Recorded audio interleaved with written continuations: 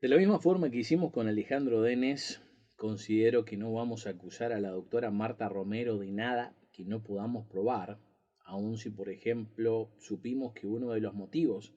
para que Denes no continuara al frente de los fondos de incentivo cultural es que la directora Weinstein, al menos opinaba, que estaba implicado en todo lo que pasó, cosa que va a tener que explicar ella en algún momento. Y considero que Marta Romero está en la misma situación o mucho peor. Por ejemplo, no habiéndole dicho a la propia Weinstein que había logrado una sentencia judicial que separaba a la Dirección Nacional de Cultura de los fondos de incentivo cultural en septiembre del 2019, dejándoselo saber al MEC en octubre del 2019 para no obtener una respuesta oficial hasta el día de hoy. Y aún con esto de por medio, yo tuve que decirle a Weinstein sobre esta separación y esta sentencia judicial en mayo del 2020, ya que ella no tenía ni idea que había pasado, cosa que podrán escuchar en la conversación que tuve con ella en su oficina. O sea, ella no sabía que los FI no dependían de la Dirección Nacional de Cultura por una orden judicial lograda por la cabeza de su asesoría legal, entre otras cosas, haciendo no válidas sus declaraciones a la prensa a principio de marzo del 2020, cuando Alejandro Denes todavía era el presidente del CONAEF y por tanto legalmente Mariana Weinstein todavía no tenía ninguna relación directa con el CONAEF o los fondos de incentivo cultural, lo que cada uno interpretará que es lo que demuestra, sobre todo porque aún después de que yo le dijera esto en persona a Weinstein y quedara grabado en un audio que vas a poder escuchar, confirmó a Marta Romero como su alterna en la presidencia del CONAEF, lo cual la verdad me deja sin palabras. Pero empecemos por contarles quién es y qué cargos tiene Martita Romero, al menos como punto de partida, ya que si creías que el peor ejemplo de Marta es el que viste en Batman vs. Superman, creo que después de escuchar lo que te voy a decir ahora, esa película te va a terminar gustando tanto como a mí o más. El primer puesto importante de Marta Romero fue ser la gerenta del Colegio de Abogados, que más allá de lo grandilocuente del nombre, no es más que un sindicato de abogados, y les invito a escuchar las grabaciones de las opiniones que tienen los empleados que la conocieron en ese puesto dentro del Colegio de Abogados, además de los empleados de la Dirección Nacional de Cultura, ya que ellos describen mejor que nadie su forma de ser y actuar, que parece que es como sufrir la peor suegra de la historia, pero sin la ventaja de que siquiera conozcas a la hija. Y lo que más compete a este caso, ella desde el 2002 fue la encargada del departamento jurídico de la Dirección Nacional de Cultura,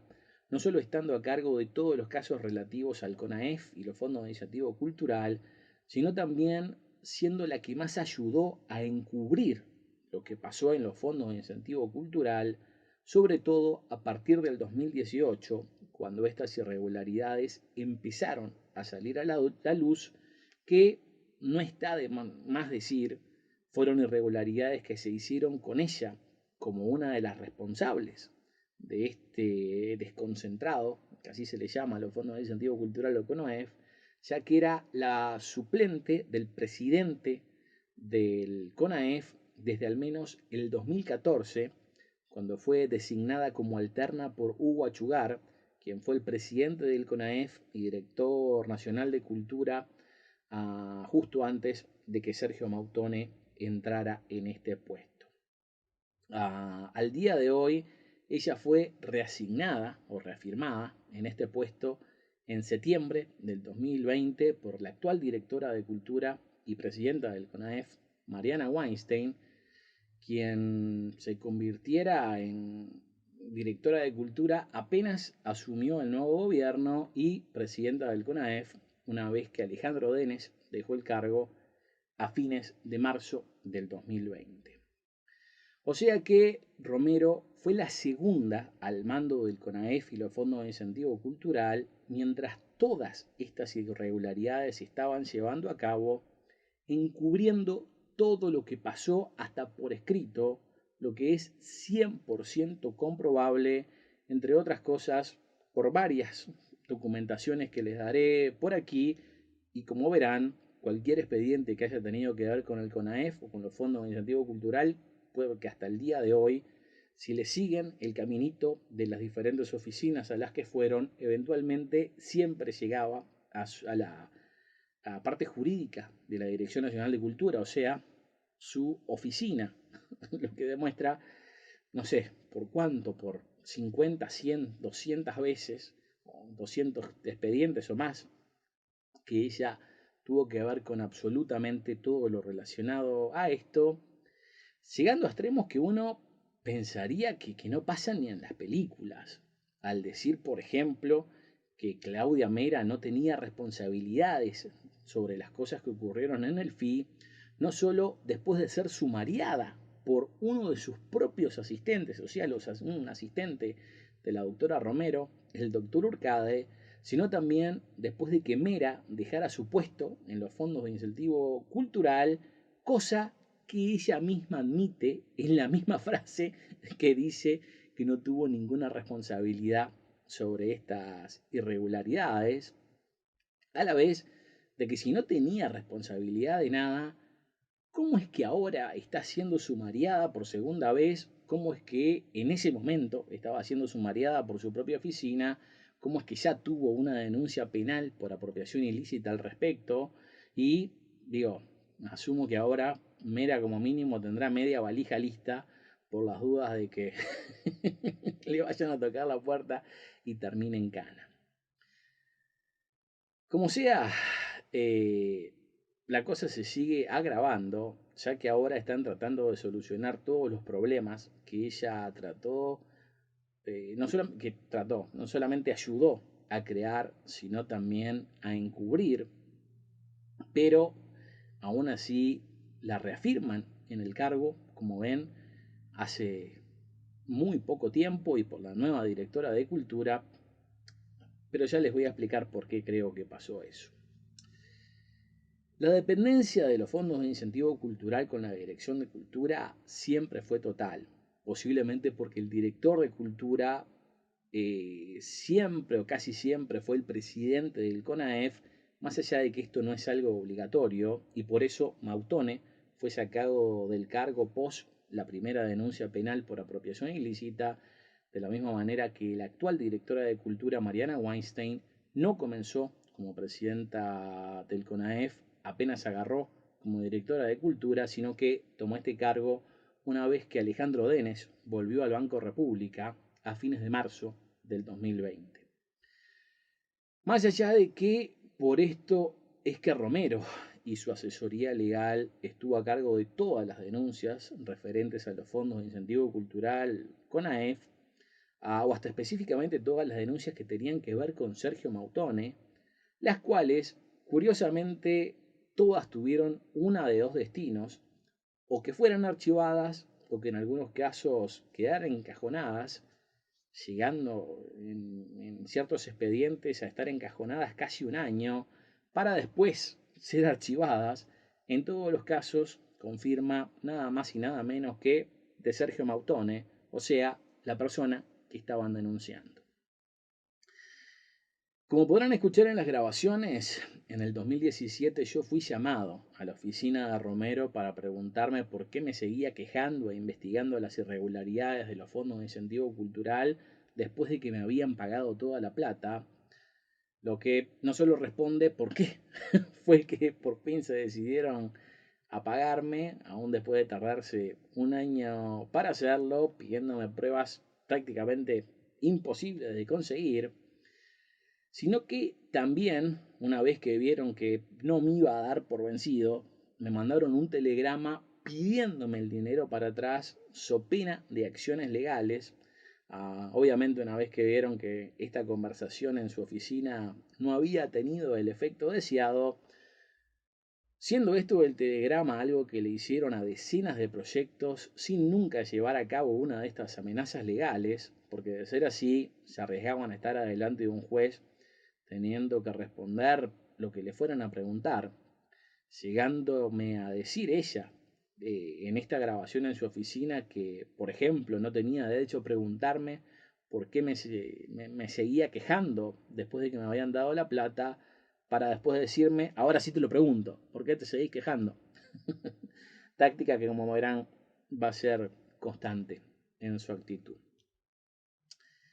Pero vamos a los papeles para que la cosa no quede en la teoría, más allá de que les aconsejo escuchar no solamente este, sino todos los audios dentro del paquete de pruebas, aunque digo, soy consciente de que eso le va a llevar horas,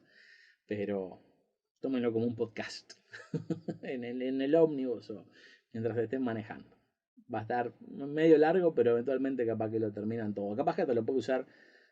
Esto lo recomiendo, esto fuera de joda, lo recomiendo para los estudiantes de periodismo, para que puedan ponerse las pilas y tomar esto como un elemento de estudio para ellos, porque creo que nunca se han producido tantas pruebas en un caso como este, recordándole a todo el mundo que esto es un artículo periodístico también, y no una acusación de nada, ni una difamación, sino algo que estoy demostrando con papeles, como un periodista, motivo por el cual tengo derecho a hacerlo y todo lo que estoy diciendo está respaldado por pruebas, cosa que las pruebas van a poder acceder ustedes, y también los malos, y espero que el juez, que esa es la idea final de estas pruebas. Como sea,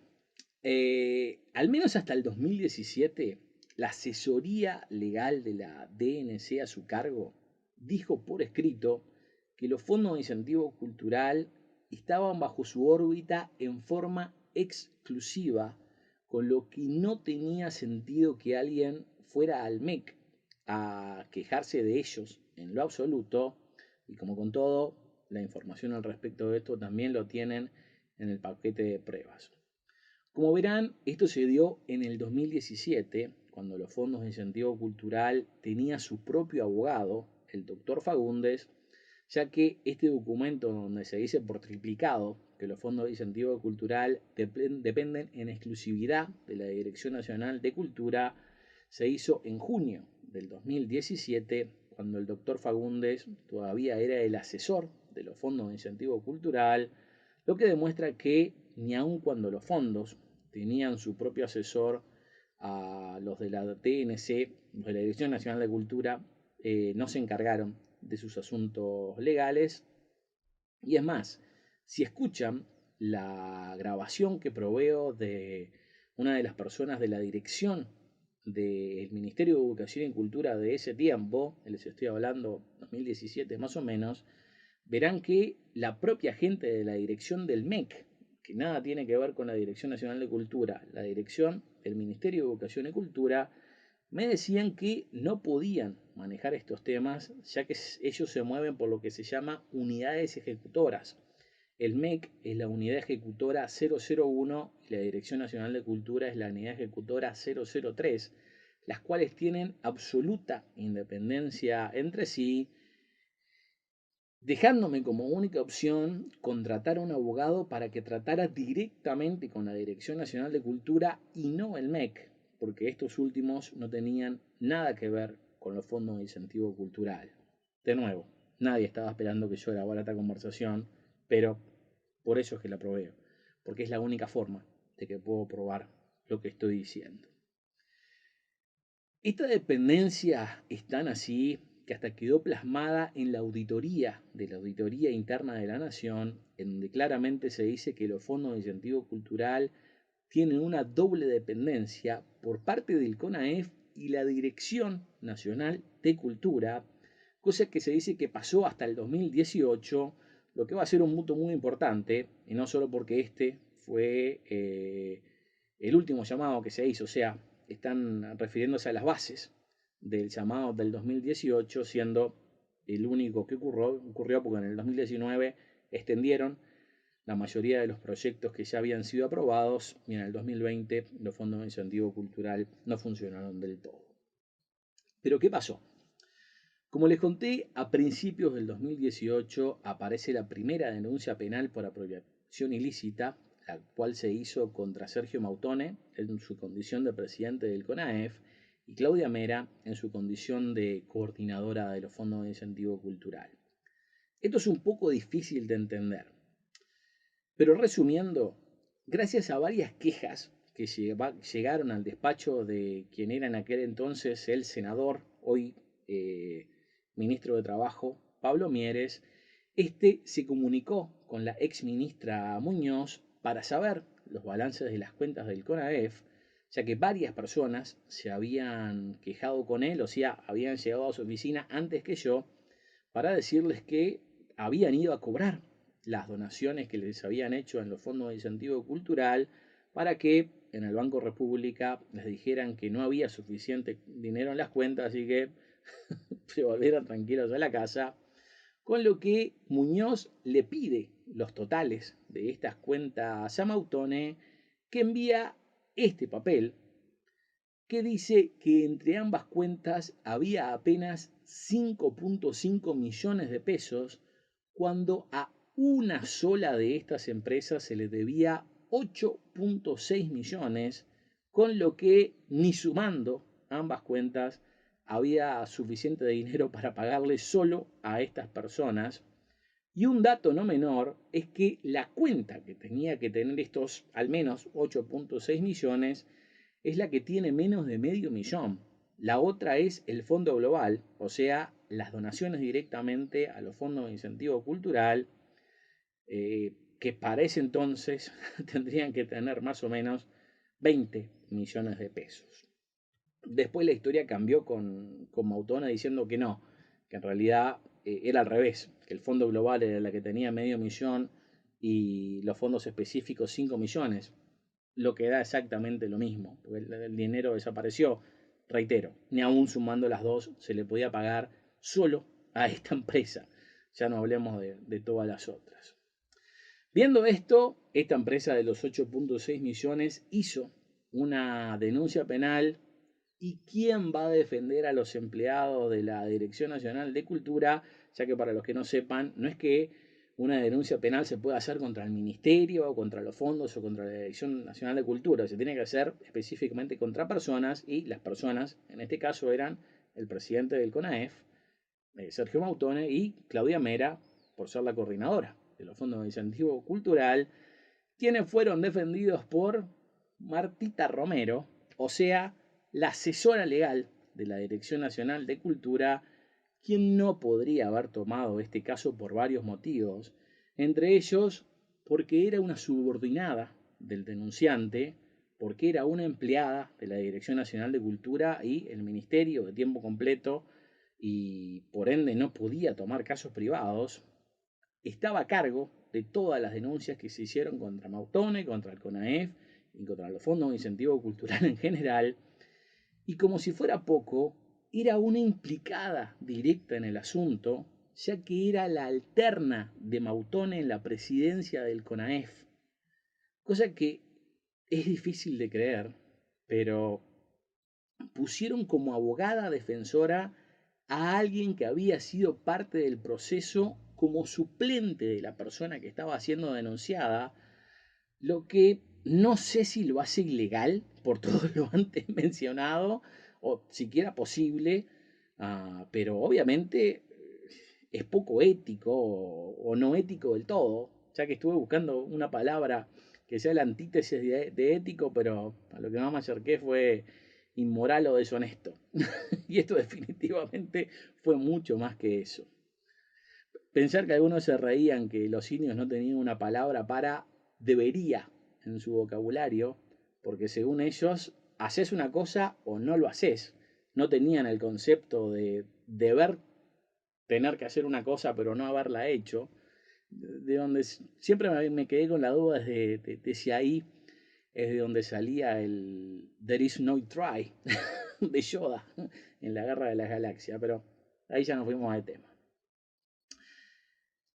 Vista esta situación, hice varias cosas, entre ellas ir a la JUTEP para denunciar a Romero en forma directa, pero el expresidente de la JUTEP, Ricardo Gil, decidió poner esta denuncia como parte de la denuncia general en el caso, que les reitero, está en manos del mismo fiscal que tenía esta primera denuncia y nunca investigó nada, ni en la denuncia penal original, ni en la denuncia de la JUTEP, no entrándome en la cabeza cómo es posible que ahora el MEC haga una tercera denuncia penal y se la dé por tercera vez al mismo fiscal que por lo menos no la investigó en 2 ocasiones. Otra cosa que hice fue ir al colegio de abogados, en donde me explicaron que el hacerlo era básicamente lo mismo que la nada, ya que al ser un sindicato se cuidan entre ellos. La única forma de presentar una denuncia era a través de un miembro del colegio y como que nadie quiere hacerlo porque es tirarse contra uno de sus colegas. Y por más que presenté mi denuncia por escrito y en teoría al menos saben que existe, nunca pude lograr que me respondieran si es que la habían visto, considerado o la habían tomado. En cualquiera de los casos, lo más que podía pasar es que la llamaran a una sesión privada, miraran su caso y en el caso de haber una falta se publicara en una revista que solo le llega a los miembros del colegio de abogados, pero en esa publicación solo se describen los hechos denunciados sin dar nombres. O sea que se iban a enterar de que esto pasó a alguien alguna vez, pero no exactamente quién lo hizo. Esto sin tomar en cuenta que por 3 años Romero había sido la gerenta del Colegio de Abogados, lo que hacía aún más imposible que se tiraran contra ella, ya que para llegar a este puesto, lo mantengas o no, tenés que tener mucho poder y después de haberlo tenido salís con aún más poder del que llegaste a esa gerencia. Visto esto, fui a la Dirección General de los Servicios Administrativos del Poder Judicial, o sea, el Poder Judicial en sí,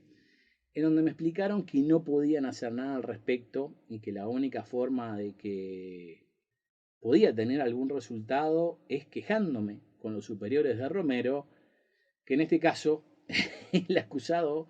era su superior, aparte de la persona que estaba defendiendo, o sea, Sergio Mautone, que nunca quiso recibirme por más que hice múltiples pedidos de entrevistas y siempre me las cancelaba. Y sé que todas estas cosas son graves cuando le pasan a uno, pero también explica por qué esta gente sabe que puede actuar con tal impunidad, ya que nadie hace nada al respecto o ni siquiera hay cosas previstas de supuestas penas que le puedan pasar. Digo, por ejemplo, es lo que se dio con el artículo 249, que habla sobre los balances de los fondos de incentivo cultural. Si bien los obligan a dar cuentas al Tribunal de Cuentas, al Senado, a publicarlo en el diario oficial y que todo el mundo tenga acceso a estos balances, nunca ni siquiera tramitaron el número de RUT para siquiera hacer posible el presentar estos balances. Y como en ese artículo o en esa ley no hay penas en el caso de que no lo hagas, se lo pasan, ya saben por dónde. Y esto creo que es lo peor de todo, porque esto es lo que les da impunidad. Si yo fuera alguien que tuviera plata y les pudiera poner un abogado, todo esto se hubiera evitado hace muchísimo tiempo, pero al no tener un peso, no es que pueda hacer mucho más que romper los huevos, aún si es a más no poder, hasta tratar de conseguir al menos estas gotitas que yo les digo que a cuenta gotas que fui obteniendo para hacer avanzar la investigación al punto de llegar a la denuncia penal que tenemos al día de hoy, que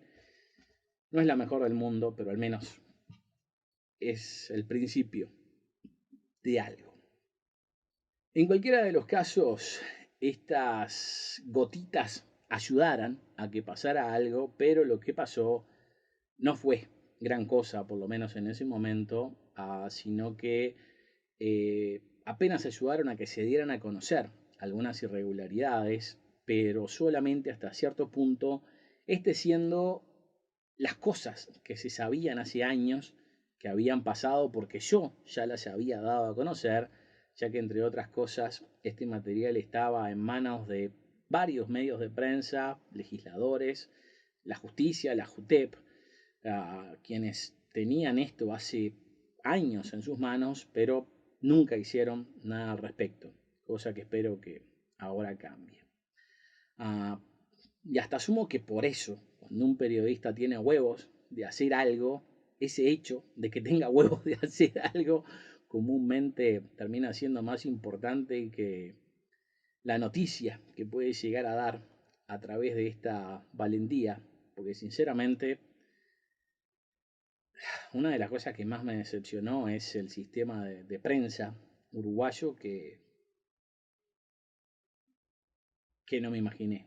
que era así. Digo, entiendo cuál es el riesgo de hacer lo contrario. Por ejemplo, con Gavito, aquel comentarista de fútbol que se arriesgó a decir todo lo que dijo de las jodas de la AUF y terminó 2 veces con baleado. Este,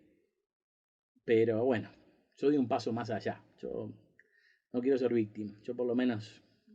prefiero hacer las cosas más a fondo. Pero espero tener los resultados. Como sea, estas irregularidades eran tantas que la situación se volvió insostenible, entre otras cosas porque pusieron a la persona que no les convenía a investigar este tema, este siendo el doctor Urcade, uno de los propios abogados de la asesoría legal de la Dirección Nacional de Cultura, que empezó a buchonear todo, lo que escucharán en los audios que les proveo, cosa que llegó a oídos de la Contaduría General de la Nación, que también metió manos en este asunto, llegando a las mismas lapidarias conclusiones en contra de todos los de los fondos de incentivo cultural y el CONAEF, cosa que se agravó aún más cuando fue investigado por la Auditoría Interna de la Nación, teniéndose que entender una cosa que, por lo poco que se ha dado a conocer de este tema, me parece que no le es claro al público en general. Si bien las irregularidades y delitos que se cometieron acá considero que son muy pero muy graves, digo gravísimos porque se robaron plata de impuestos que pagamos todos, entre muchas otras cosas, pero mi opinión fue aún más grave todos los esfuerzos que hicieron para tapar estas investigaciones y que las mismas no tuvieran resultados, lo que lo salvó a la corta, pero a la larga, que espero que sea ahora,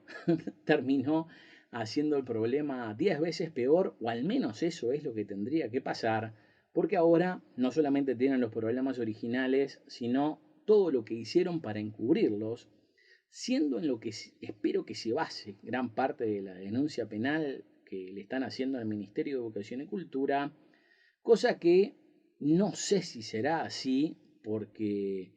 la encargada de llevar la mayoría de estos encubrimientos fue la doctora Romero, pero por ahora no está entre las denunciadas.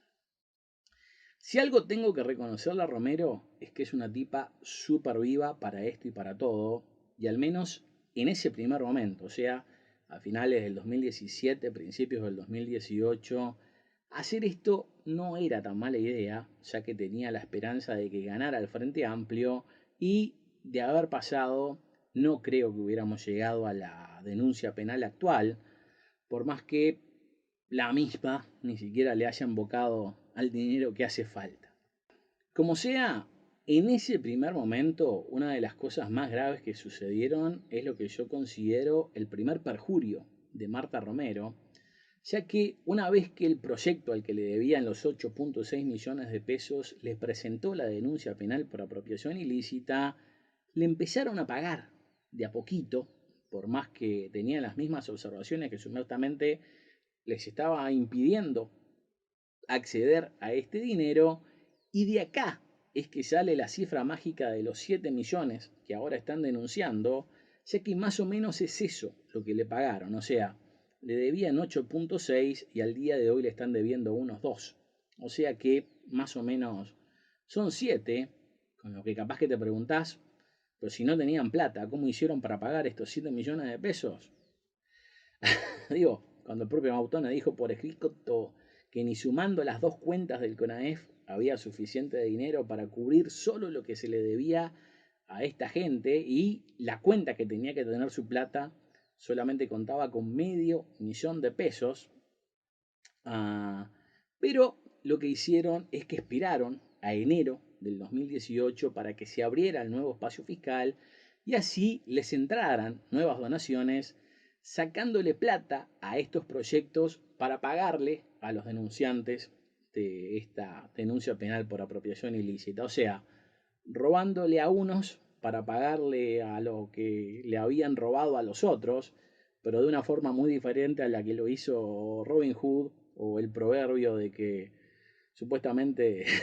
tenés 100 años de perdón.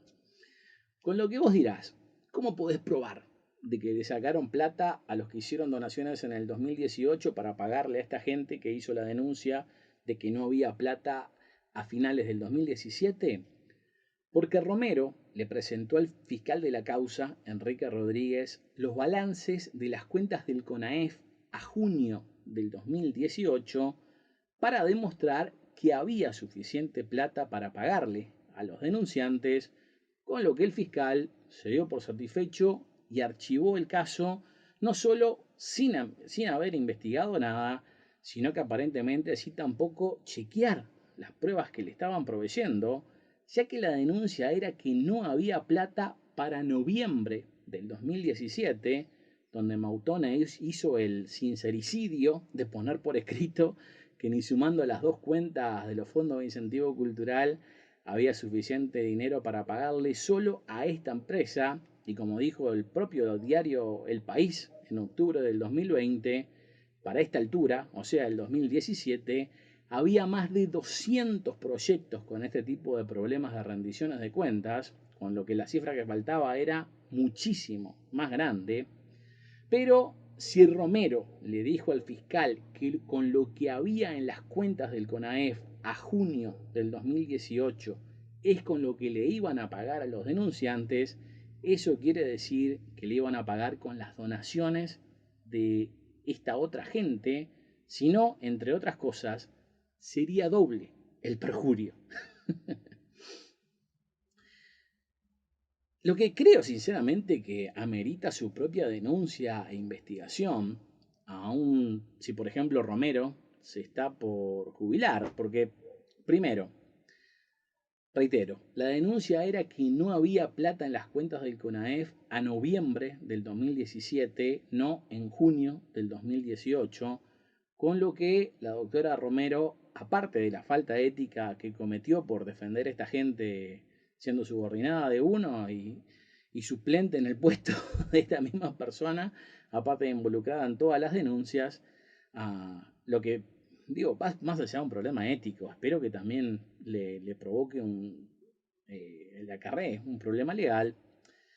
también cometió perjurio, presentando estas pruebas falsas a sabiendas de que no reflejaban la deuda con el denunciante, sino los depósitos de otros donantes a los que ahora no se les iba a poder pagar. O sea, agarran a esta gente para pagarle a la otra, pero no tienen suficiente plata para pagarle a la gente que le sacaron la plata, agrandando el problema. Y a esto es lo que me refiero con que el encubrimiento hizo aún más grande los problemas que ya existían en sí.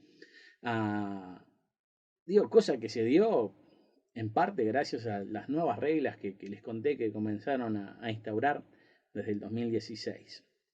Segundo, el fiscal Rodríguez, sabiéndolo o no, cometió un error, o varios en realidad, ya que para empezar, no investigó absolutamente nada al respecto de esto, sino se hubiera topado con los mismos problemas que al día de hoy ameritan una denuncia penal por parte del MEC, y son parte de los informes del propio asistente de la doctora Romero, o sea, el doctor Urcades, o los informes de la Contaduría General de la Nación, o los informes de la Auditoría Interna de la Nación, todos estos que ocurrieron después de que él archivara el caso, además, por supuesto, la investigación administrativa del MEC, que fue lo que llevó a hacer la denuncia penal. Pero a cambio de eso, el fiscal Rodríguez simplemente archivó el caso, a la vez de que esto evidencia que se equivocó por vagancia, ineptitud o complicidad, ya que la Fiscalía depende del Poder Ejecutivo, tanto como el Ministerio de Educación y Cultura o la Dirección Nacional de Cultura, o específicamente el CONAEF, que es un desconcentrado del Poder Ejecutivo, lo que en mi opinión tendría que descartar a este fiscal para que tome el caso nuevamente, cosa que increíblemente pasó por partida doble, no solo en el 2019 cuando presentó la denuncia a la JUTEP, en donde tampoco investigó nada, sino en la denuncia actual que está haciendo el MEC. Y tercero, esto se hizo a sabiendas de varias partes, incluido el fiscal Rodríguez, con quien yo hablé telefónicamente diciéndole lo que había pasado y preguntándole también qué es lo que había pasado, para que me dijera que el caso se había archivado por lo que se llama artículo 98, lo que lo hace secreto aún con las nuevas reglas del Código Penal, que en teoría hace que toda esta información sea pública, y al ver los resultados no es casualidad que hayan querido dejarlo en un secreto. Con lo que ahora capaz que se preguntan, ¿por qué los denunciantes no se quejaron? No quiero hablar mal de ellos, pero sí voy a describir hechos imbatibles. Si no les pagaron los 8.6 millones que le debían, es porque tenían motivos para no hacerlo, como escucharán en las grabaciones de ellos mismos. Esta gente recibió unos 100 millones de pesos de todo lo que dio al FI, o sea, más de 15 o hasta un 20% de todo el dinero que repartió el FI a lo largo de su historia, o sea, si contamos también lo que se le dio a esta gente en el 2019, cosa que sucedió porque esta es una productora cultural que tiene varios proyectos y por eso lo abultada de la suma. A su vez, al ser una gestoría cultural tan grande, tiene mucho poder y conexiones, cosa que también se van a hacer evidentes al escuchar las grabaciones en donde ellos me dicen que tenían una línea directa con el ministro actual y varias autoridades actuales,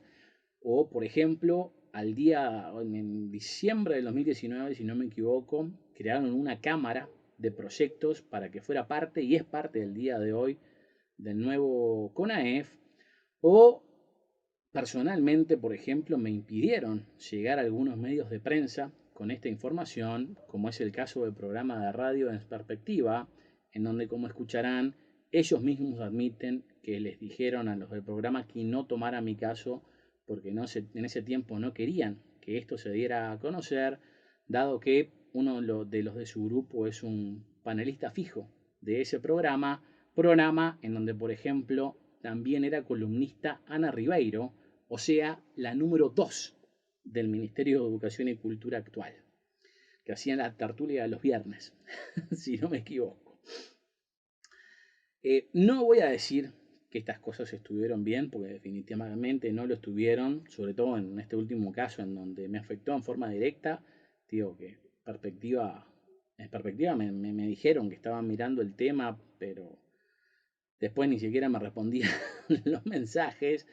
y terminaron hablando de los fondos de incentivo cultural, o sea, en perspectiva solamente a fines del 2019, cuando a esta gente por fin pensaron que les convenía salir a hablar a la prensa porque se dieron cuenta que se les iba a cortar la canilla de plata en el 2020, cosa que nunca les había pasado, cosa que definitivamente pasó, porque en el 2020 fue en el único año en donde los fondos de incentivo cultural no funcionaron y por ende no pudieron sacar plata de ahí y no pudieron financiar ninguno de sus proyectos a través de este sistema. Pero al menos por eso explica que Perspectiva creo que ya no tiene el logo que antes decía periodismo profesional e independiente y ahora usa la frase un periodístico que hace historia, ya que hasta Artigas tiene una historia negra. Pero más allá de estas tácticas de las que verán que hasta los acusó Germán Casco el ex administrador de los fondos de incentivo cultural, cuando en el audio que van a escuchar también dijo que la administra lo obligaba a dar donaciones a los proyectos sin la documentación probatoria, y por eso es que él renunció a los fondos de incentivo cultural, ahora estando en otra dependencia de la Dirección Nacional de Cultura, llamando a esta gente, o sea, los denunciantes, algo así como los mafiosos más grandes de Uruguay, cosa que no sé si lo son, pero como sea, yo no estoy acá para juzgarlos. Sí estoy para informar, y por eso les digo en los otros videos que por más que esta grabación de Germán Casco era una de las que guardaba para el segundo paquete de pruebas, se las voy a estar dando ahora, ya que me parece justo que escuchen todas las campanas, porque esto no es un problema que se dio solamente por una de las partes.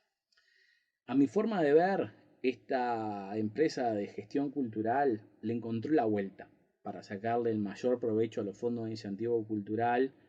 y mientras lo hicieran en buena ley, me parece que es válido, aun si se llevaran no el 15 o el 20, sino el 100% del dinero, porque tienen derecho a hacerlo si siguen las reglas. Yo no vengo a criticarlos, pero sí a darles toda la información pertinente al tema, porque de ocultarles algo es como si yo también les estuviera mintiendo. En cualquiera de los casos, ellos vieron que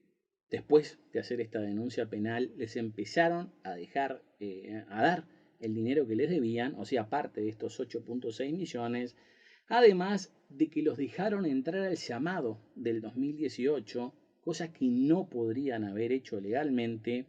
ya que si hasta el día de hoy le están debiendo unos 2 millones de pesos, eso quiere decir que tienen proyectos sin terminar desde al menos el 2017, pero si tenían que elegir entre perder 2 millones y 98 millones, ya que como les dije, ellos mismos me dijeron que se llevaron como 100 millones de los fondos de incentivo cultural, como que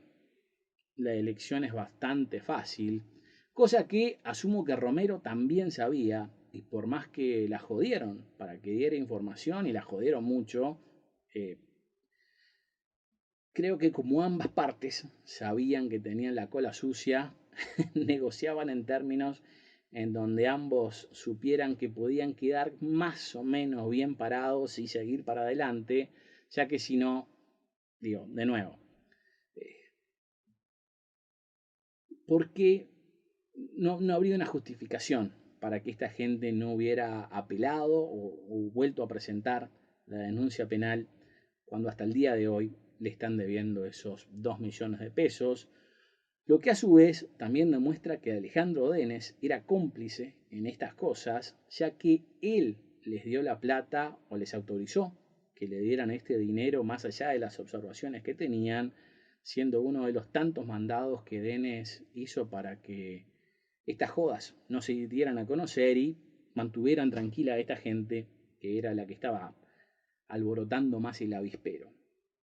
Y por las dudas, no es que esté mandando al frente a esta gente por nada, sino que cuando los tuve que proteger, lo hice. Yo, por ejemplo, cuando me hicieron la entrevista en Bajo la Lupa, en ese momento que estaba en Radio Universal,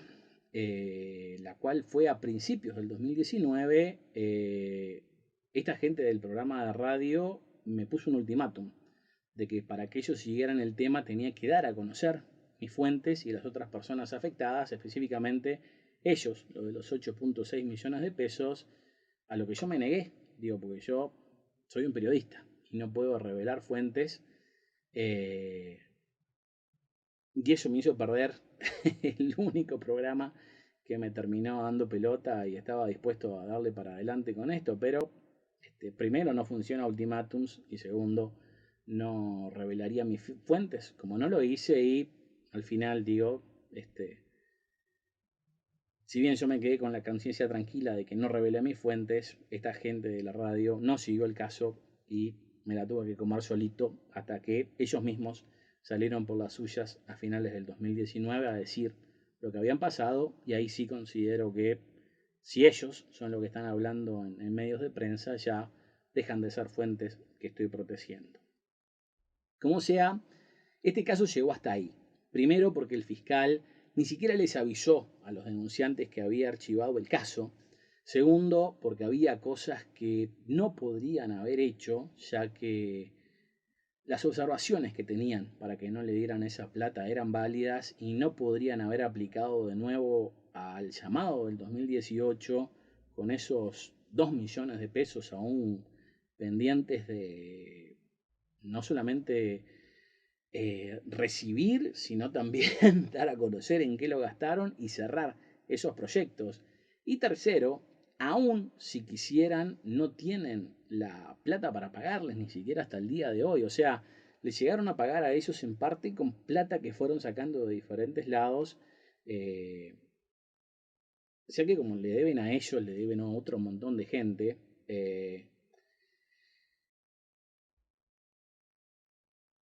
Y a esta gente de los 8.6 millones tampoco les convenía pelearse con los fondos de incentivo cultural ni en ese momento porque estaban depositando más plata durante todo el 2019, la cual querían que se la dieran para atrás sin ningún problema de por medio, cosa que consiguieron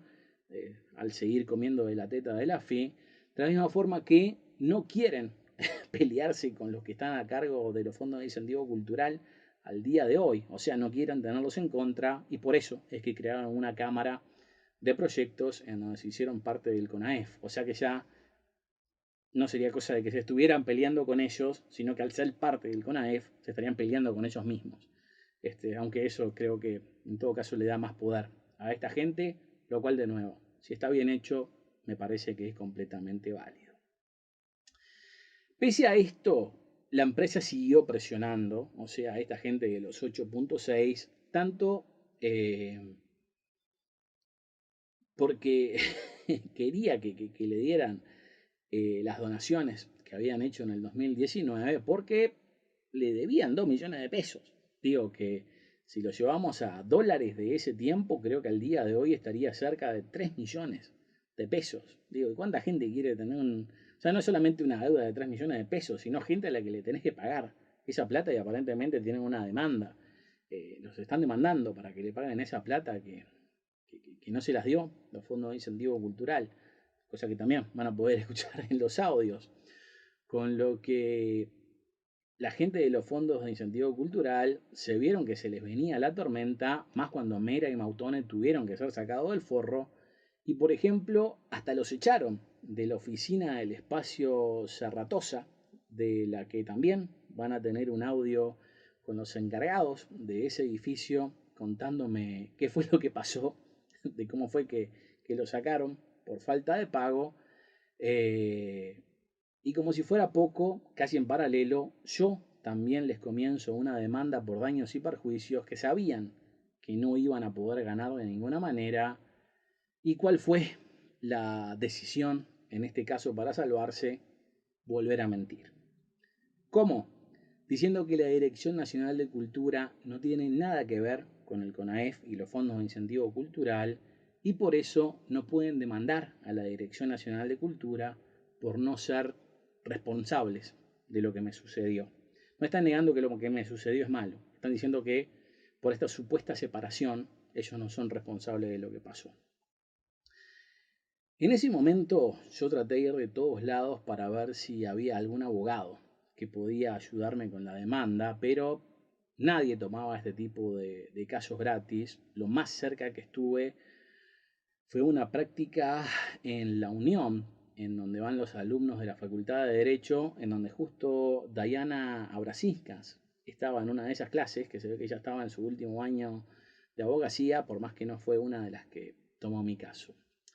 Y acá se dio una situación también súper curiosa, porque justo una de las estudiantes de abogacía que asignaron a mi caso ya había tenido problemas con el FI, porque también había tenido un proyecto cultural ahí,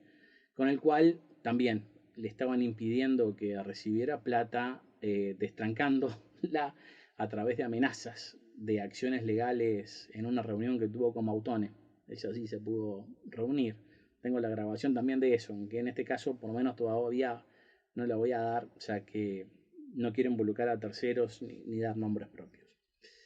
Mi intención en ese momento era más que nada que me ayudaran con las solicitudes de acceso a la información pública que no habían respondido, que ahora va a tener un capítulo aparte, pero al final del día me dijeron que no porque después de analizar el caso se encontraron o pensaban que no habían causales para que yo estuviera pidiendo esta información cuando la ley de acceso a la información pública en su artículo 3 es más que claro al decir que es un derecho que se ejerce sin necesidad de justificar nada, con lo que la minita esta abrió los ojos grandísimos, ya que se ve que no había leído la ley o capaz que ni se imaginaba que había una ley que incluyera una cláusula como esta, y ahí me dice, no, que tampoco podía hacerse por el artículo 2, que no tiene nada que ver con esto. Lo que asusta un poco también, al saber que estas eran personas casi recibidas y encima tenía una profesora al lado, que supuestamente tenía que saber más que todos. Pero ta, la cosa es que entre medio de la espera, para que me dieran la respuesta, una amiga que era abogada me dijo que me iba a dar una mano gratis y empezamos con el proceso. La primera parada fue la presentación de esta demanda por daños y perjuicios, en donde demandamos a la Dirección Nacional de Cultura, el Ministerio de Educación y Cultura, los Fondos de Incentivo Cultural y el CONAEF, para que la jueza nos dijera que los Fondos de Incentivo Cultural y el CONAEF estaban incluidos en la Dirección Nacional de Cultura, con lo que no había que nombrarlos en forma específica y, o casualidad, cosa que digo porque no puedo demostrar, resultó que la defensa de la Dirección Nacional de Cultura es que no tenía que ver con los fondos de incentivo cultural ni el CONAEF. Si hubo una comunicación entre la jueza y Marta Romero en ese momento, no puedo demostrarlo, pero de haber pasado no me sorprendería. Pero es claro que esta jueza tomó esta decisión sabiendo, o al menos tendría que haber tratado de averiguar, de que la Dirección Nacional de Cultura se encargó por más de una década de todos los asuntos referentes a los fondos de incentivo cultural, aun cuando los fondos de incentivo cultural tenían su propio abogado, o sea que de tener su propio abogado también se les podía demandar en forma específica cuando la defensa era que no tenían nada que ver. Con los que se preguntarán, ¿cómo pasó esto? Resultó que en el 2018 el doctor Urcade hizo un informe en medio de todos estos problemas que se querían sacar de encima, basándose en otro informe que había hecho el doctor Faúndez, o sea, el asesor legal de los fondos de incentivo cultural, que en un informe del 2017 decía que el CONAEF era algo a medio camino entre lo público y lo privado, y basándose en eso, Urcade, o sea, el asesor legal de la Dirección Nacional de Cultura, concluyó que la Dirección Nacional de Cultura estaba desconectada del CONAEF y los fondos de incentivo cultural. Lo que los invito a leer está dentro de las pruebas, no solo porque no tiene sentido, sino porque no creo que ni Urcade llegara a esa conclusión, sino que simplemente usó este papel, este informe, como medio para llegar a esa conclusión que ya tenía antes de leer este papel. O sea, utilizó el informe que decía que el FI era algo mitad público, mitad privado, para concluir que el MEC y no la DNC era quien tenía que estar a cargo de los fondos de incentivo cultural, pero sin hacer ninguna mención a lo de público-privado, que era el punto de partida. Digo, es como si alguien hiciera un reporte médico para ver si la mejor forma de bajar de peso es comiendo poco o haciendo mucho ejercicio, y otro agarrar ese informe para decir que la mejor forma de bajar de peso es ser chino, porque conoce a pocos chinos gordos. Así de desconectada era la cosa, y así de paralelo es el razonamiento que se llevó adelante. Lo que a mi entender, y de nuevo, los invito a leer esto para ver si comparten mi opinión, pero a mi entender demuestra que hacer ese informe fue una táctica para sacarse responsabilidades, porque como les conté y podrán escuchar en las grabaciones, Él mismo había dicho por escrito un año antes que el CONAEF y los fondos de incentivo cultural solo dependían de la Dirección Nacional de Cultura e ir a cualquier otro lugar era un error. Para unos meses después, y después de haberse encargado de todos los asuntos de los fondos de incentivo cultural durante casi una década, ahora dijera que no tenía nada que ver. Pese a inventar esta opinión en el 2018, en el 2019 la Auditoría Interna de la Nación ratificó que los fondos de incentivo cultural dependían de la Dirección Nacional de Cultura, diciendo que hasta las bases del llamado de los fondos del 2018 así lo establecían. Aunque si esto no estuviera escrito, de todas formas, en los hechos, ellos se habían encargado de todo lo referente a los fondos de incentivo cultural por una década. Eh,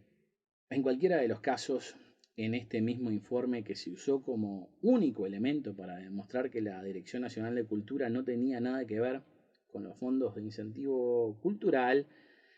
se dice que esto es apenas un lineamiento general y el comienzo de una conversación, no una conclusión definitiva.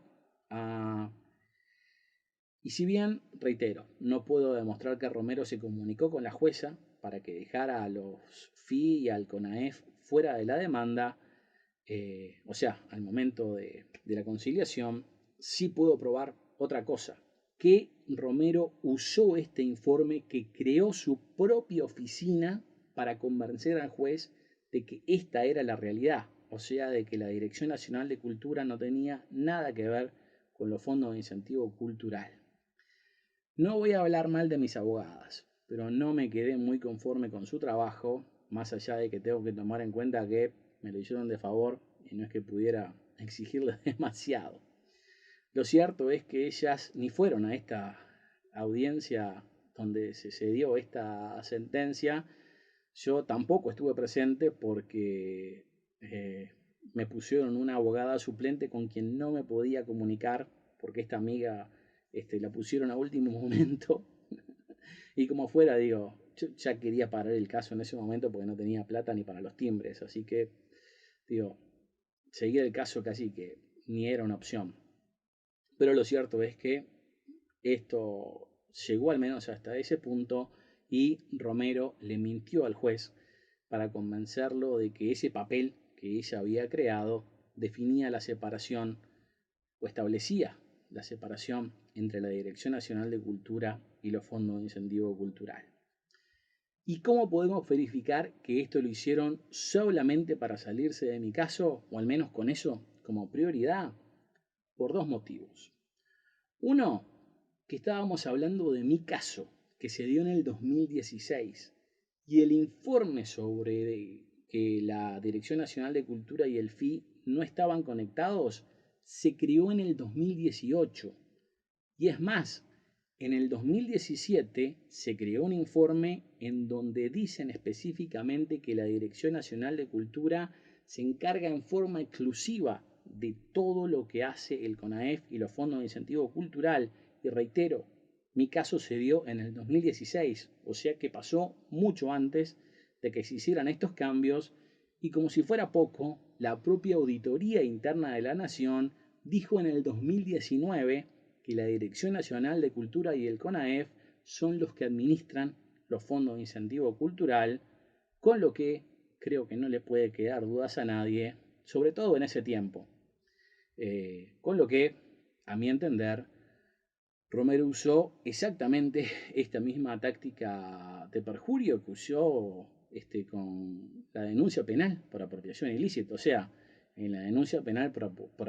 apropiación ilícita presentó los balances de junio del 2018 de las cuentas del CONAEF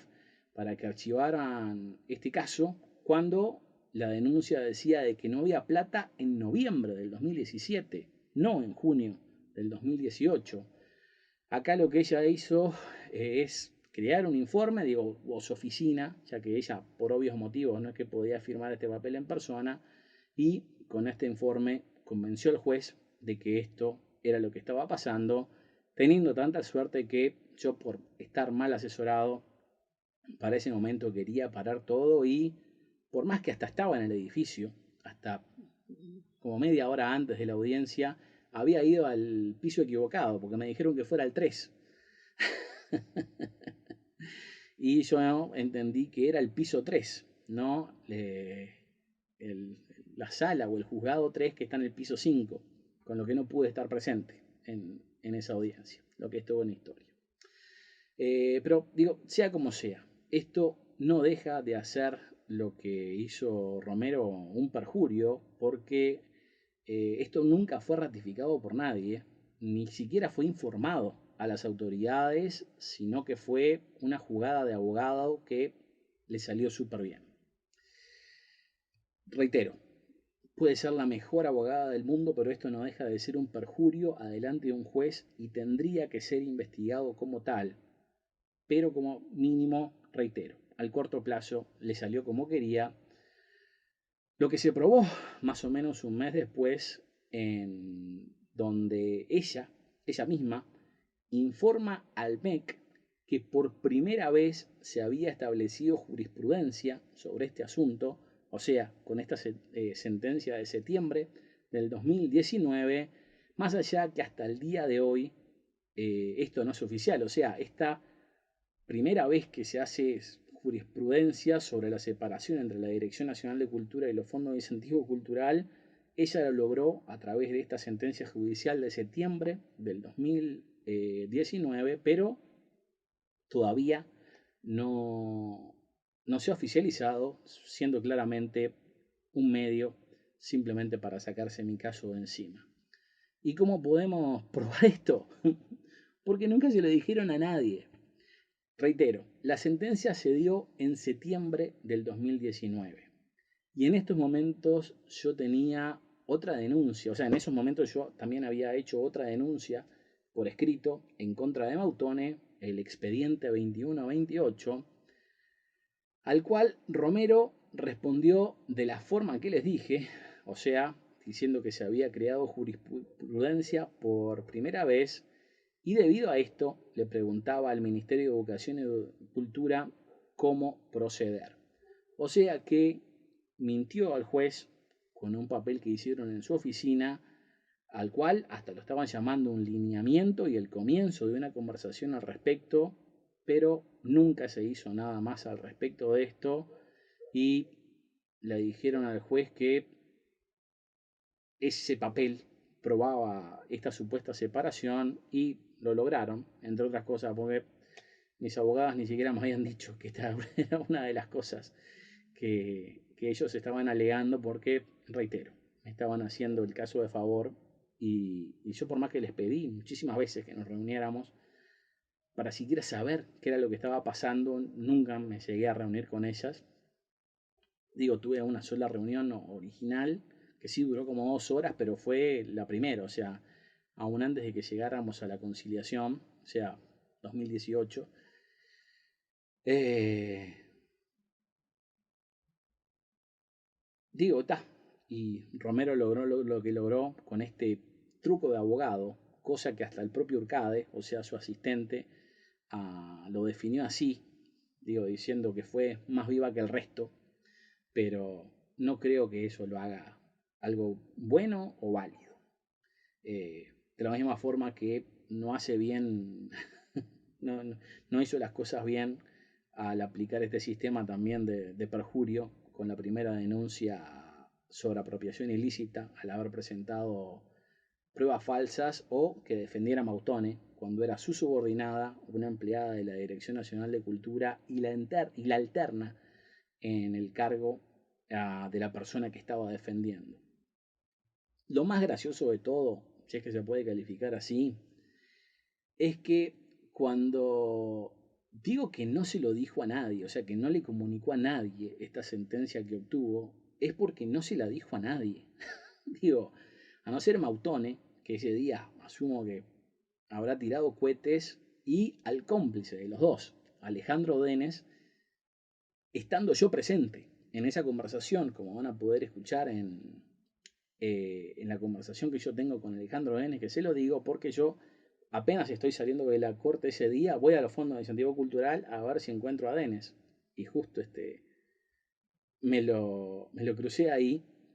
y escuché la conversación. O sea, ella fue derechito a contarle a Denes y yo justo estaba ahí. Este, ah, digo, pero ellos eran los únicos dos que supieron de esto porque todo estaba conspirado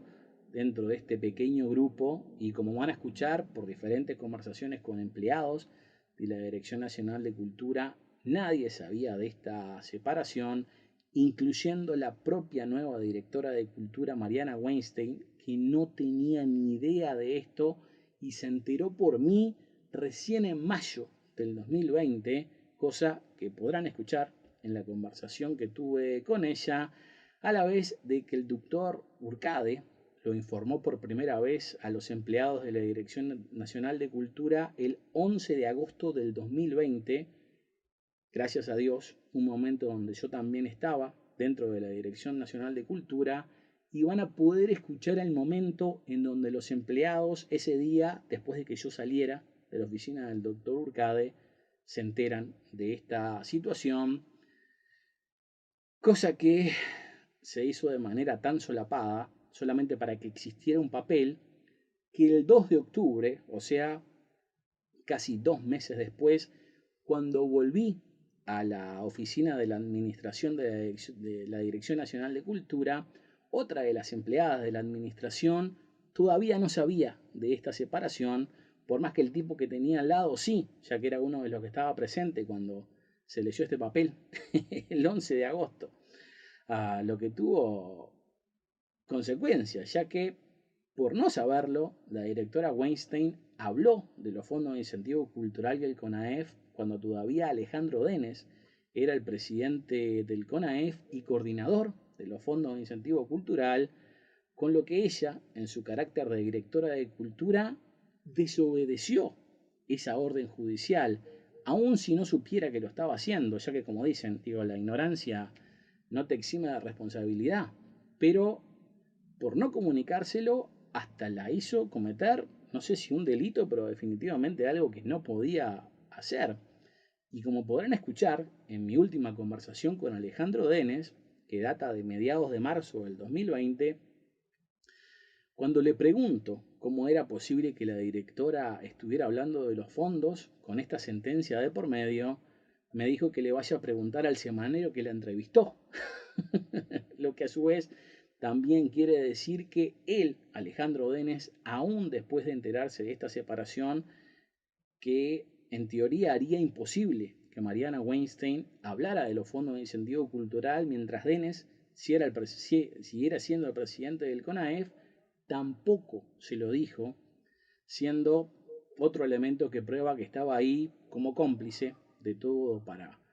tapar las cosas y que no vieran la luz del día. Y por eso es que Weinstein se enteró de esto por mí recién en mayo del 2020, aún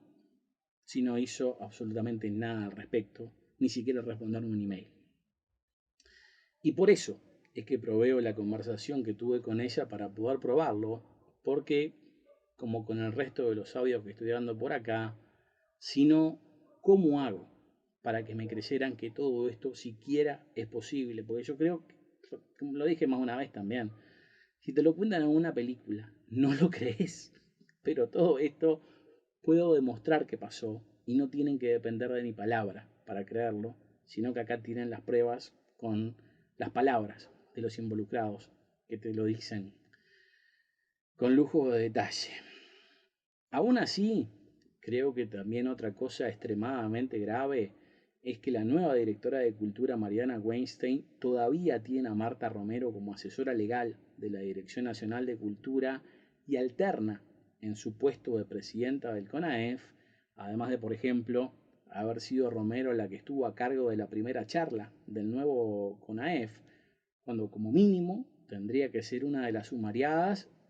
si no ir en cana derecho por haber cometido al menos 2 perjurios, además de todas las otras cosas que dejó pasar en los fondos de incentivo cultural del CONAEF,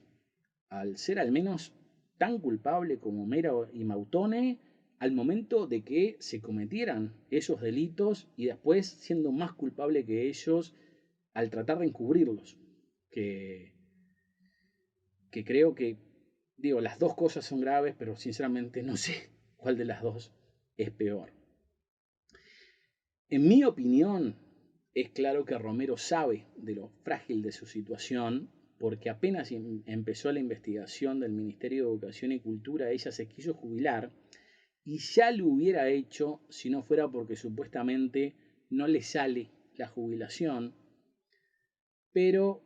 si de algo estoy seguro es que ella sabe que tiene la cola sucia por esto y por mil cosas más. eh, Más allá de que esto también se puede estar dando porque, según lo que me dijo una senadora también hace menos de una semana, la cual se enteró por boca de Mariana Weinstein, ya que Mariana Weinstein fue al Senado y se lo dijo en persona a esta senadora, pero supuestamente Weinstein ahora estaría llevando a cabo una segunda investigación administrativa por parte de la Dirección Nacional de Cultura, ya que no creen en los resultados de la investigación del MEC al haber sido comenzada por la administración anterior, cosa que es más que lógica y hasta bienvenida, sobre todo si solamente están denunciando 7 millones de pesos faltantes. Pero puede que por eso es que no le salga la jubilación a Romero, ya que si eso está pasando, eso también querría decir que ella puede estar involucrada en esta segunda investigación administrativa paralela y de irse no podría seguir poniendo palos en la rueda y seguir encubriendo todo esto, teniendo que depender de los alcahuetes que va a dejar ahí. Y como dicen, tiene que estar ahí porque el ojo del amo engorda al ganado. Con lo que uno de los pedidos de este informe es que se investigue todo lo que denuncio en relación no solamente a Romero, sino el encubrimiento que llevó a cabo Alejandro Denes, ya que gracias a ellos esto no salió a la luz por años y cuando lo hizo fue con cosas insólitas, como que la denuncia penal solo hable de 7 millones de pesos, cuando tendría que ser un mínimo de 50 millones, pudiendo exceder los 100 millones de pesos, lo que a su vez puede significar muchísimas cosas más, entre ellas que puede haber un encubrimiento del gobierno actual, que como mínimo, y esto es 100% seguro, está ignorando una sentencia judicial, pero no solamente eso.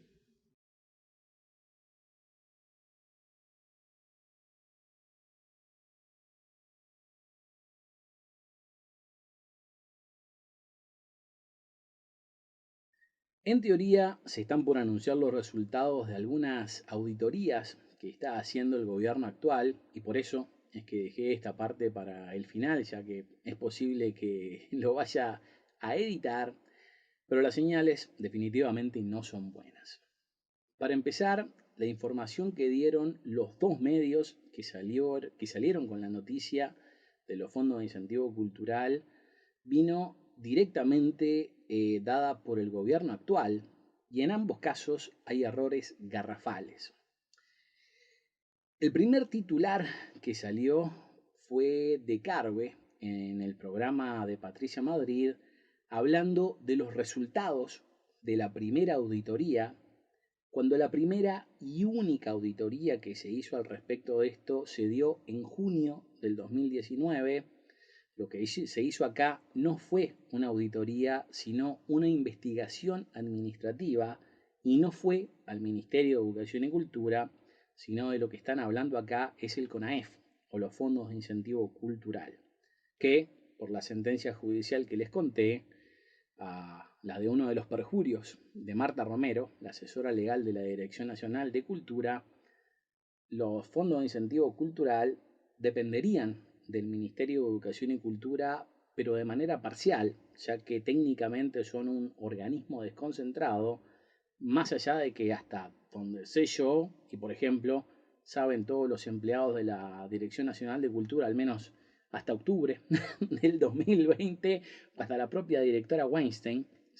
tenía entendido hasta al menos mayo del 2020, cuando yo mismo se lo tuve que decir en los audios que podrán escuchar y proveo como pruebas, el CONAEF y el FI siempre dependieron y siguen dependiendo de la Dirección Nacional de Cultura, por más que la asesoría legal de la Dirección Nacional de Cultura quiera negarlo, aún después de haberse encargado de todos sus asuntos legales desde su creación. En papel, al menos, el FI tendría que depender del MEC a raíz de la sentencia judicial que logró la doctora Romero en la denuncia que yo presenté contra ellos al lograr el fallo que dio el juez con esta sentencia judicial que separaría a la Dirección Nacional de Cultura de los fondos de incentivo cultural, cosa que en mi opinión se hizo a través de un perjurio. Como sea, ella desde el 2014 y hasta el día de hoy es la alterna en la presidencia del CONAEF,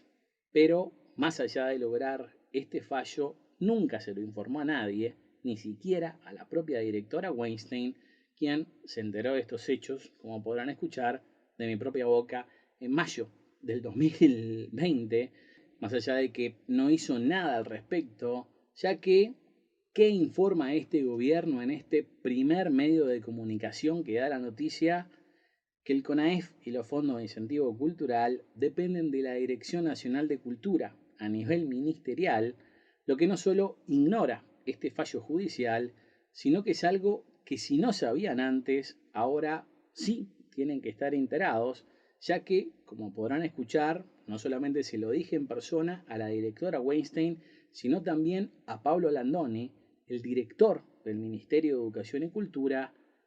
que obviamente y por algún motivo eligieron ignorarlo, o mejor dicho, desobedecer esta orden judicial. Puede que esto se dé por el simple hecho de que el CONAEF y los fondos de incentivo cultural siempre dependieron de la Dirección Nacional de Cultura, o sea, por más de una década, y es claro que esta desconexión se inventó para deslindarse de responsabilidades de todas las metidas de pata que se habían cometido, pero aún si la Dirección Nacional de Cultura está tratando de crear esta desconexión, ni el MEC les está haciendo caso, pero como mínimo pudieron convencer a un juez para que hiciera un fallo al respecto, cosa que si el Ministerio de Educación y Cultura sigue ignorando es simplemente porque de una u otra forma esto le conviene, o sea, les conviene mentir o les conviene ignorar este fallo judicial. Hay tantas maneras de demostrar la dependencia de los fondos de incentivo cultural de la Dirección Nacional de Cultura que sinceramente no sabría por dónde empezar, ya que les había mostrado, por ejemplo, el documento que hizo la propia oficina de Romero en el 2017, donde se aclaraba que no solo se dependía esta dependencia entre el FI y la Dirección Nacional de Cultura era exclusiva, sino que ustedes mismos van a poder comprobar entrando ahora a la página de los fondos de incentivo cultural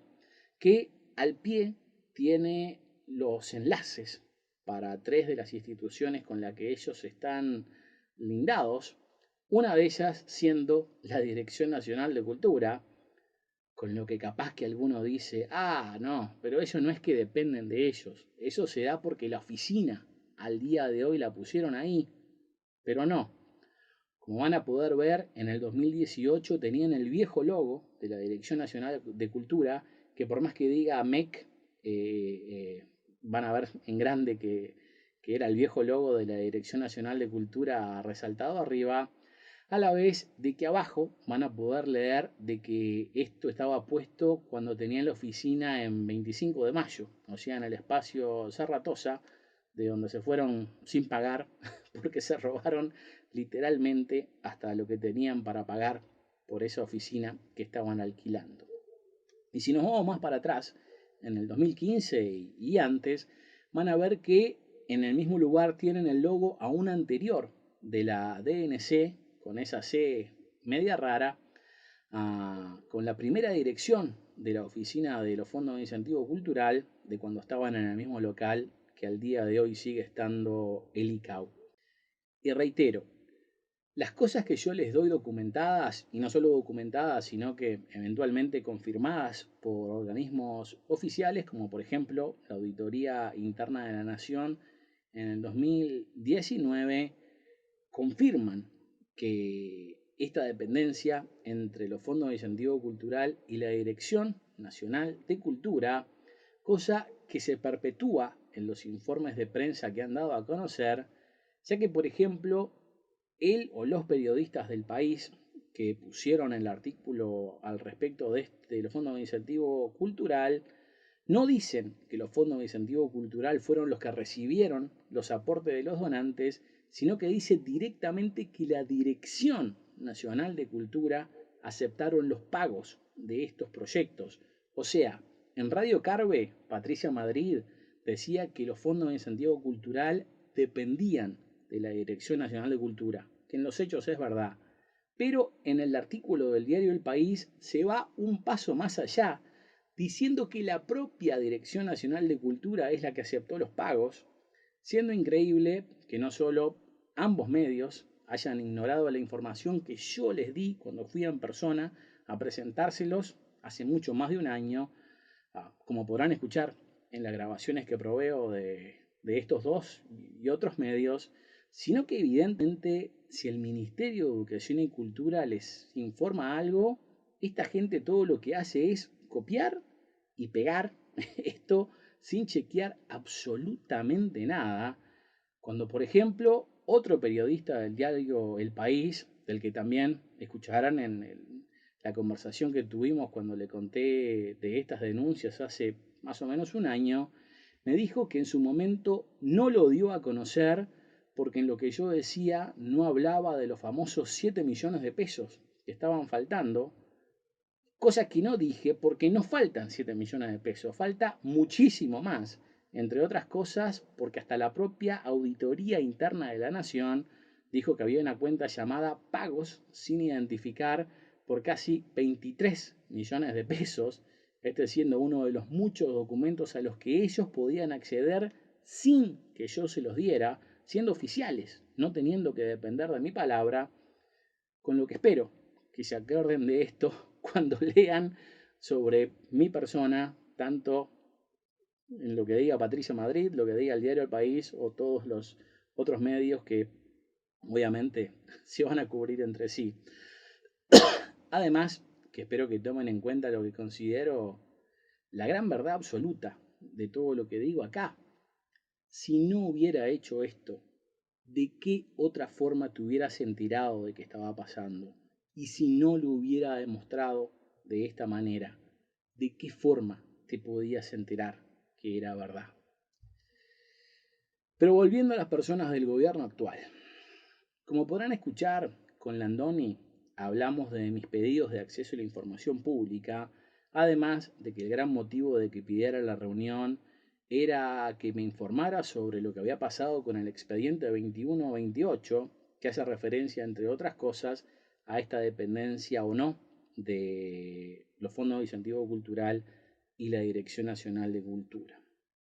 Pero este expediente, el 2128, a más de un año de haberlo empezado, todavía no tiene una resolución, pese a tener una persona, Alejandro Denes, que venía a poner la casa en orden y estuvo haciendo eso supuestamente durante más de un año, a que el nuevo gobierno, con pandemia de por medio, pero ya hace más de medio año que está a cargo de todo esto, y sobre todo después de que se haya hecho una investigación administrativa que les tendría que haber dejado las cosas claras como por mínimo darme una respuesta, pero aún así al día de hoy ni ellos saben de quién depende los fondos de incentivo cultural, o al menos le informan a la prensa que dependen de la Dirección Nacional de Cultura, cuando la Dirección Nacional de Cultura no solamente dice que no dependen de ellos, sino que lograron un fallo judicial que el MEC definitivamente está ignorando. Por más que yo he preguntado hasta el cansancio sobre este expediente y por ley tendrían que haberme dado una respuesta hace meses o tal vez un año, todavía no la he tenido, lo que a mi entender deja dos posibilidades. o no les importa este fallo judicial porque saben que se logró con un perjurio solo como medio para sacarse mi caso de encima, que no podían haber ganado de otra manera, o tanto no pueden ni informar bien de este detalle a la prensa, que a su vez la prensa no se pone a chequear ni este dato tan básico de la misma manera que no lo hizo con los 7 millones de pesos, cuando esa cifra tendría que ser por lo menos 10 veces mayor, ya que obviamente y lamentablemente solo copian y pegan lo que esta gente les manda, a no ser que yo sea el que les envíe algo, siendo quien puede probar todo lo que dice de múltiples maneras. Lo que medio que te hace abrir los ojos para que darte cuenta de por qué estamos así de desinformados, y hasta te hace pensar que recién con Trump empezamos a usar el concepto de fake news, con lo que por lo menos vamos a tener eso para agradecerle. Ah, y esto no es algo que salga de la nada. Y creo que solo los que nos dedicamos a informar de manera asertiva y responsable es que conocemos el verdadero valor de estas cosas y lo peligroso que puede ser para algunos, ah, que, que por vagancia o por ineptitud dan a conocer estos datos que saben que no son ciertos por un simple motivo. Esta es la razón por la que los poderosos saben que pueden mentir. Este es el motivo por el que los políticos mienten hasta en el Parlamento y no pasa nada. Porque saben que los que informan copian y pegan lo que les dan como si fuera cierto, sin chequear absolutamente nada, y encima, como si fuera poco, titulan el artículo donde ponen esto investigación, cuando si definitivamente algo no hacen es investigar, o al menos es lo que quiero creer, porque si hubieran investigado y lo ponen igual, creo que la cosa se torna aún más grave. ¿Y por qué digo también que hay responsabilidades de este gobierno? Porque el gran medio para el que yo accediera a los datos que conseguí fueron los pedidos de acceso a la información pública que hice, cosa de las que les contaré en la próxima parte. Pero en resumen, una vez que me enteré de esta herramienta, empecé a hacer un montón de pedidos, la mayoría de los cuales o no me los respondían o me lo hacían en forma parcial, y por ende tenía que repetirlos, pidiendo específicamente qué era lo que necesitaba, y al negarse a darme esta información, o sea, la gente del MEC, este intermediario entre el MEC y mis pedidos, que es AGESIC, o la Unidad de Acceso a la Información Pública, la UAIP, en vez de decirle a esta gente que tenían que darme la información, más allá de exhortarlos a que lo hagan, que aparentemente es lo que más pueden hacer, sobre todo siendo evidente que no me lo estaban dando, decían declarar que yo estaba abusando del sistema, con lo que me dejaron sin la posibilidad de hacer más pedidos. Eventualmente dieron marcha atrás en esto, más que nada cuando les envié los informes de la Contaduría General de la Nación y la Auditoría Interna de la Nación, además de un testimonio que había dado al respecto de esto en un seminario de periodismo, y también argumentar de que me estaban sacando un derecho de por vida. Entre otras cosas, por ejemplo, también le mandé estas fotos que me saqué en la puerta de la UAIP, al lado de estos muñequitos que hablan de lo inalienable de este derecho, mientras a mí me habían condenado a no poder ejercerlo de por vida. Y ya que estamos, si algún día te toca hacer algo de esto, nunca creas que una idea puede ser demasiado idiota, porque tenés que tratar todo lo que se te ocurra. Al final del día todo termina sirviendo. Sea, como les conté, eventualmente cambiaron de opinión, me levantaron esto del abuso, con lo que antes de pedir los nuevos materiales que quería solicitar, les avisé a los de la UAIP que les dijeran a los del MEC que esto del abuso ya no corría, pero por más que se lo pedí por partida doble, no lo hicieron, y por ende el MEC respondió que no me daba la información por esa declaración de abuso que había hecho la UAIP. Una vez que tengo esto en las manos, voy a la UAIP, con lo que ellos sacan otra resolución, que en este caso dice que, casi que, no sé, no sé si resolución en este caso es sinónimo de papel higiénico, porque bien o mal, el papel higiénico al menos sirve para algo, pero si bien supuestamente mandaron esta información al MEC, el MEC, de haberlo recibido, no se lo entregó por lo menos a las nuevas autoridades que empezaron con el nuevo gobierno. Pero, y acá viene el punto al que quiero llegar, como escucharán en la conversación que tengo con Landoni, le digo que la UAIP dijo que tenían que darme esa información, con lo que él me salió con lo del abuso. Y yo ahí le saco este papel de la UAIP en donde dice que lo del abuso ya no corre y tienen que darme la información, cosa de la que él dijo que no tenía conocimiento y que en todo caso iba a hablar con el presidente de AGESIC, el doctor Del Piazo, para ver si esto era así. Pero en cambio de hablar con el presidente de AGESIC y en cambio de siquiera leer este papel, me envían esto que dice que por lo del abuso no me van a dar la información. O sea, me dicen que por la resolución de abuso del 2018 no me dan la información que pedí en el 2019, por más que en diciembre del 2019 no solo los de la Unidad de Acceso a la Información Pública dijeron que esto del abuso ya no corría, sino que tenían que entregarme específicamente esta información. Y como si fuera poco, como podrán escuchar al presidente de AGESIC, el doctor Del Piazo, según él, nunca fue consultado por esto, con lo que Landoni o sus asesores no hicieron lo que supuestamente iban a hacer para confirmar esta información. Y no solo contando esto, sino también el hecho de que Del Piazo era el presidente de AGESIC en la administración tanto del frente como la de ahora, yo siempre sospeché que había una conexión entre la UAIP y el Ministerio de Educación y Cultura para tapar esta información, hasta por el hecho de que había escuchado que Mariano Pasallo, la persona que pusieron al frente de la investigación administrativa del MEC al respecto de los fondos de incentivo cultural, venía de la UAIP, cosa que aparentemente no es así, pero digo, sea como sea, tanto AGESIC como la UAIP, como el Ministerio, la Dirección Nacional de Cultura, todo depende del Poder Ejecutivo o hasta Fiscalía, también depende de eso, así que obviamente les conviene taparse entre ellos, lo que me lleva a la última parte de este informe, donde voy a sumar aún más pruebas a esto, que espero que sea tomado en cuenta como mi testimonio por parte del juez de esta causa, lo que hace cada vez más realista el viejo chiste de la carta dirigida al señor juez.